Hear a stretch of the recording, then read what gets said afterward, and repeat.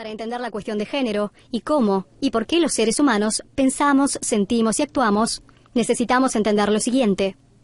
El ser humano es un organismo biopsicosocial. Biológicamente conformado, estructurado, psicológicamente formateado según su familia y las creencias de la misma. Socialmente estructurado con un sistema de valores, creencias y pensamientos, y también acciones, de acuerdo a la sociedad en la que esté inmerso, de acuerdo a la cultura a la que pertenece y al contexto político, económico y social en el que nazca, crezca y se desarrolle. Por todo esto, el ser humano es un ser que nace e inmediatamente comienza a ser formateado, formado, estructurado desde estos tres aspectos, de los cuales resultan su forma de pensar, su forma de ser, su forma de sentir, su forma de reconocerse y reconocer a los otros, su forma de vincularse con otros seres humanos, con otros seres y también con la naturaleza.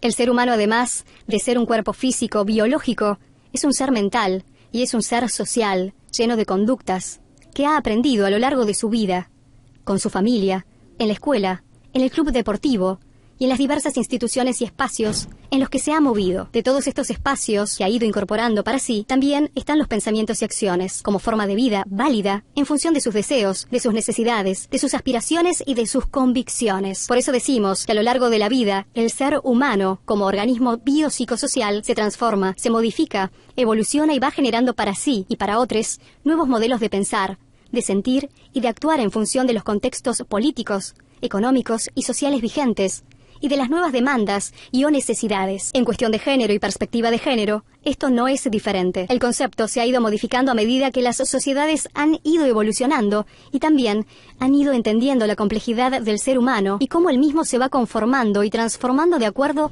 a las diversas sociedades y al desarrollo de las mismas. A medida que las sociedades pueden visibilizar el problema, pueden entender sus diversas causas y su complejidad, recién ahí pueden generarse diferentes planes para aminorarlo o solucionarlo. Ante un problema que causa daño, destrucción y muerte, las sociedades del mundo siempre han reaccionado. Por eso creemos que si gran parte de nuestra sociedad aún no reacciona con la problemática de género, es porque aún no logra visibilizarla, no logra entender su complejidad, por lo cual no está aún en condiciones de abordarla y generar nuevos modelos de pensar, sentir y hacer que acaben con las inequidades de género, que acaben con los atropellos, los agravios y las miles de muertes innecesarias que se producen en el mundo a raíz de ello. Muertes que se podrían evitar y que lo único que requieren es que todos asuman el compromiso de tratar de entender para poder pensar, sentir y hacer sin que ello les genere la exclusión, la explotación o la muerte a ningún ser humano. ¿Qué podemos hacer? Podemos intentar entender por qué sucede, por qué se producen estas inequidades. Se ha formateado a la mujer para la sumisión y la obediencia,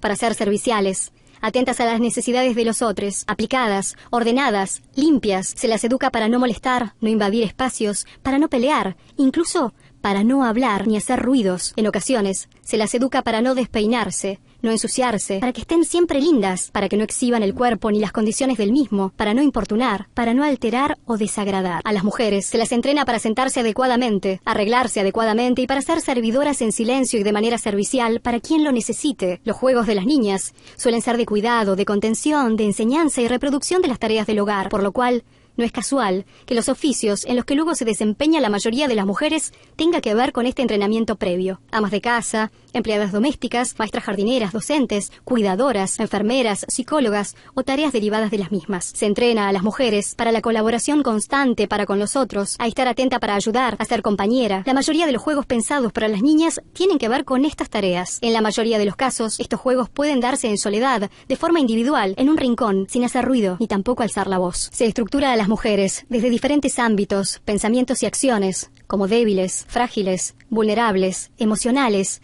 dependientes, con capacidades innatas para el amor, la maternidad, el cuidado y la servicialidad. Quienes no cumplan con esta caracterización estarán sujetas a opiniones, a burlas, señalamientos e incluso golpes y trágicamente también la muerte. Por otro lado, y de manera natural, se entrena a los niños para la lucha, la guerra, los desafíos, el uso de la fuerza de su cuerpo, la disputa de los espacios, el trabajo en equipo, la confrontación y la competencia. Los juegos de los niños son de fuerza, de lucha, de acción, de movimiento, exactamente inversos a los juegos de las niñas. Los niños ocupan espacios físicos, invaden espacios con sus gritos y sus pretensiones, Disputan poder permanentemente. Son entrenados para hablar, gritar, golpear y prevalecer intactos entre sus pares. Son formateados, inducidos para que no teman al peligro ni a las situaciones peligrosas, porque eso los hace más valientes a la vista de los demás. Son estructurados para que no demuestren emociones, porque eso los muestra débiles. Se los estructura como fuertes, proveedores, salvadores, protectores. No es casual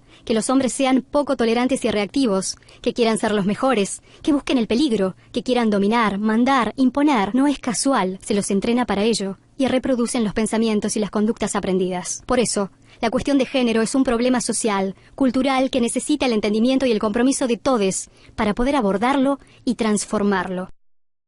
El patriarcado al servicio del capitalismo. El patriarcado es un sistema de pensamientos, de sentimientos y de acciones que coloca al hombre en el centro de la cuestión y por debajo de él, o dependiente de él, al resto de los seres humanos, mujeres y disidencias especialmente. El patriarcado define al mundo desde la perspectiva y desde la óptica de los hombres. Este capitalismo explotó históricamente a los hombres y también a la naturaleza en función de la búsqueda de mayor rentabilidad económica. Para ello, ha utilizado a lo largo de la historia diferentes mecanismos.